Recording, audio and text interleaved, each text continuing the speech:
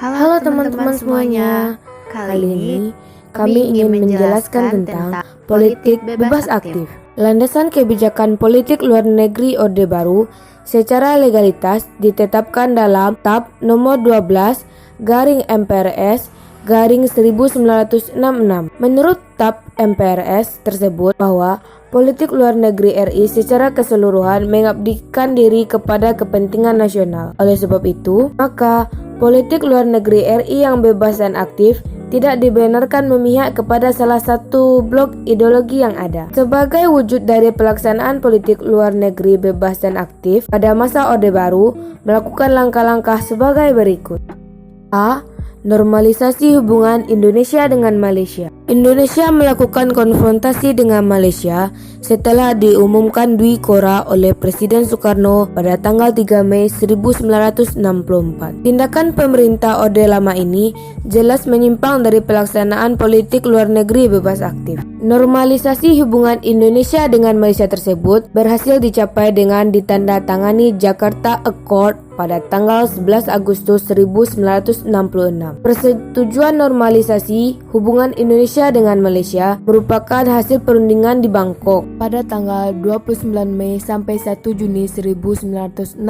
Perundingan dilakukan Wakil Perdana Menteri Luar Negeri Malaysia yaitu Tun Abdul Razak dan Menteri Luar Negeri Indonesia Adam Malik. Perundingan telah menghasilkan persetujuan yang dikenal sebagai Persetujuan Bangkok. Adapun persetujuan Bangkok mengandung 3 hal pokok, yaitu sebagai berikut. Yang pertama, rakyat Sabah dan Sarawak akan diberi kesempatan menegaskan lagi keputusan yang telah diambil mengenai kedudukan mereka dalam Federasi Malaysia. Kedua, pemerintah menyetujui memulihkan hubungan diplomatik. Dan yang ketiga, pemerintah menghentikan segala bentuk permusuhan. B. Indonesia kembali menjadi anggota Perserikatan Bangsa-Bangsa atau PBB. Indonesia pada masa pemerintahan Soekarno telah aktif menjadi anggota PBB, tepatnya pada tanggal 28 September 1950. Seiring perkembangan Soekarno memutuskan Indonesia untuk keluar dari organisasi dunia tersebut pada tanggal 7 Januari 1965. Faktor utama keluarnya Indonesia dari PBB ialah diterimanya Malaysia sebagai anggota tidak tetap PBB. Seiring peralihan kekuasaan dari Soekarno ke Soeharto pada tahun 1966, Indonesia kembali memutuskan untuk kembali ke PBB pada tanggal 28 September.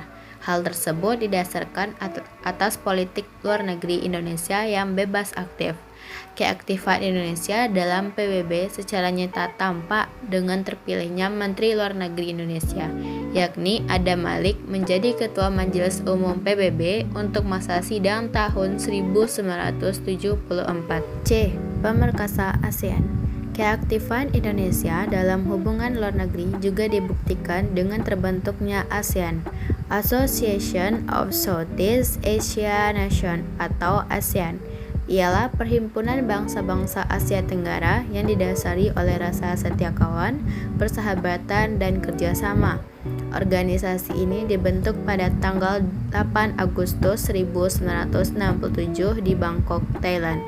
Indonesia yang diwakili oleh Adam Malik termasuk menjadi pelopor dalam terbentuknya ASEAN dengan menandatangani Deklarasi Bangkok.